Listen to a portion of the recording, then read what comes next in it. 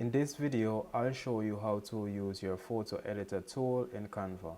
So from the home page, you can click on photo editor right here, or you can click on create on the left hand toolbar, and then you'll look at the left hand side here and you can click on photo editor.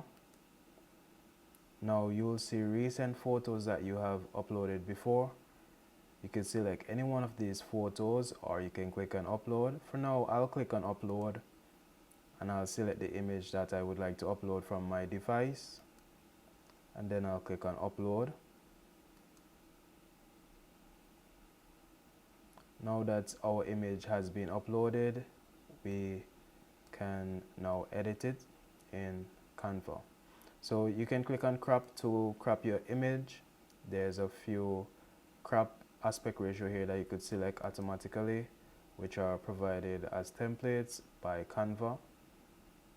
But for now, we'll just use the freeform crop aspect ratio, and we'll click on the edge of our crop tool and drag it inwards to crop our image a little bit. Alright, once you've finished cropping your image, then you can click on done, and then your image has been cropped just the way you would like it. You can click on adjust, and next you can adjust your image white balance. You can adjust the light, and you can adjust the color, as well as adjust the texture of your image. So if we go to the top, we're going to adjust the temperature first. We're going to make it either warm or cool. Alright, so if you take it all the way to the left, it's going to be cold or cool, which is blue, and if you take it to the right, it's going to be warm, which would be yellow. Alright, so we're going to just shift it a bit to the right to keep it a bit warm. Alright, so I'll leave it at 15 for now. Let's just go to 20. So it's at 20. Alright, so I'm happy with that temperature. So your temperature affects the coolness or the warmness of your image. Your tint affects the tint of the image in terms of how much pink or green is in your image over the cover of your image. So if you drag it to the left, you can see the tint of your image is actually green, and if you shift it to the right, it's more pink, purplish kind of vibe. But we'll leave the tint in the middle at 0 so that it don't affect our image at the moment. So if you want to adjust the brightness of your image, you could adjust your brightness right here, which would be either brighter or darker. So if you move it to the right, it would be brighter. If you move it to the left, it would be darker. So let's go to the left. Now your image is actually getting darker. If you move it to the right, there's more brightness being introduced to your image. So let's leave it a bit to the left, or to the right, just about 15. Alright, so I'm happy with that.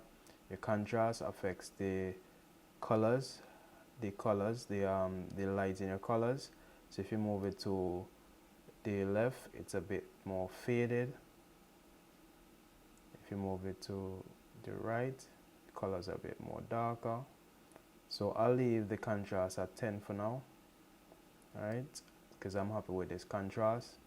The highlights affects the bright areas of your image. So areas like this where there's light, that's your highlight area.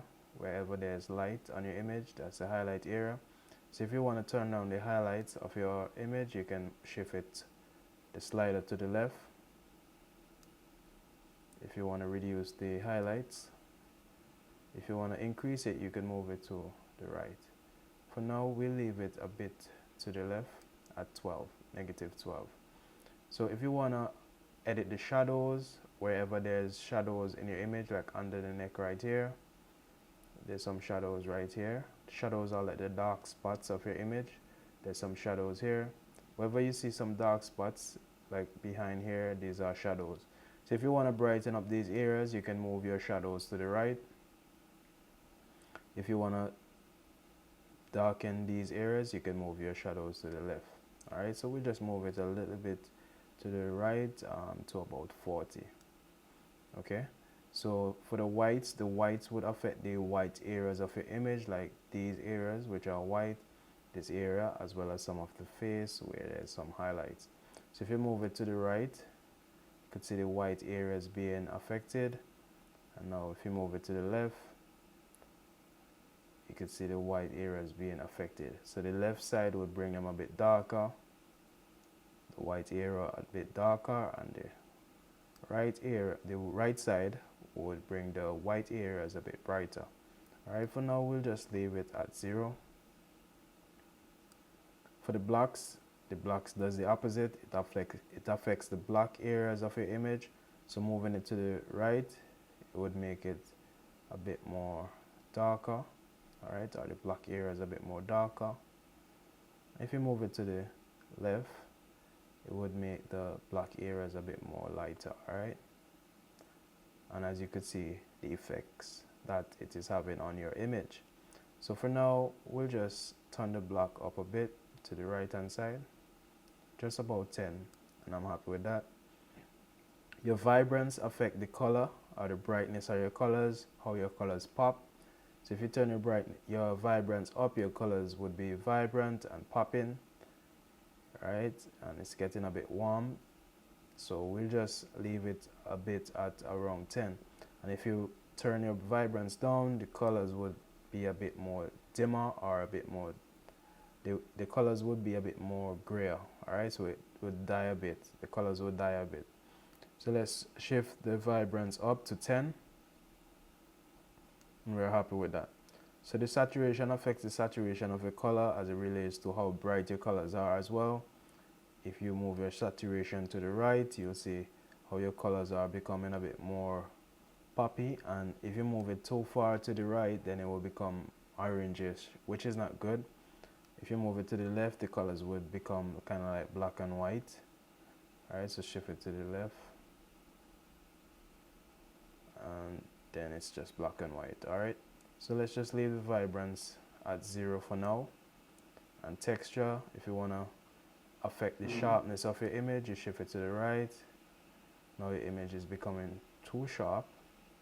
Shift it to the left, then it's becoming more blurrier. Alright, so let's just leave it in the center for now because our image is sharp enough.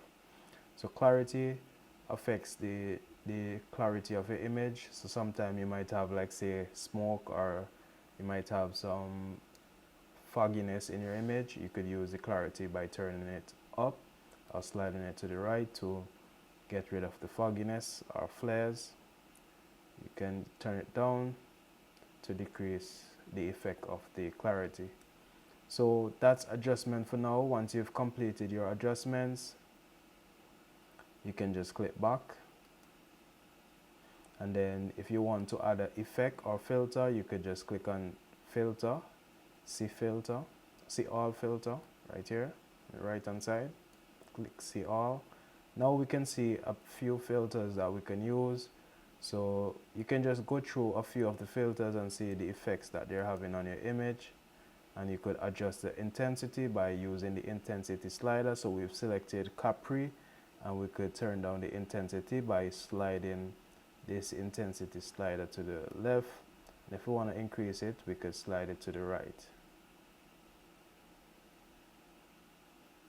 So if you change another filter, you can just click on another one. You could adjust the intensity as well. Alright, so go through these filters and see which one you like.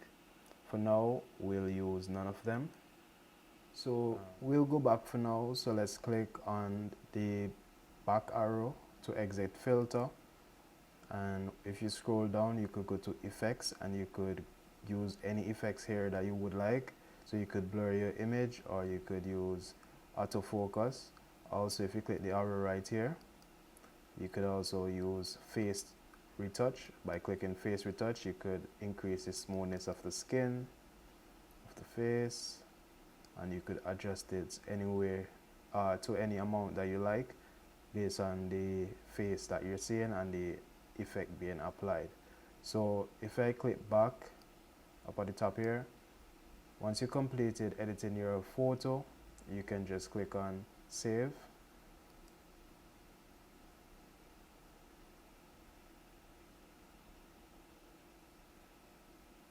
and then your photo will be saving. Alright, so your photo will save. So it's just loading up a bit.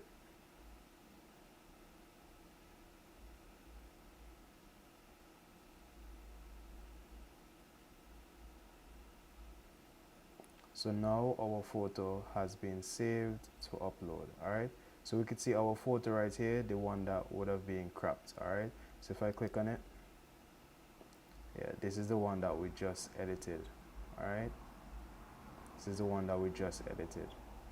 Something that you could do as well is when you're editing photos, for instance, if we just go to filters and click see all, and I add a random filter to it, you can also click compare.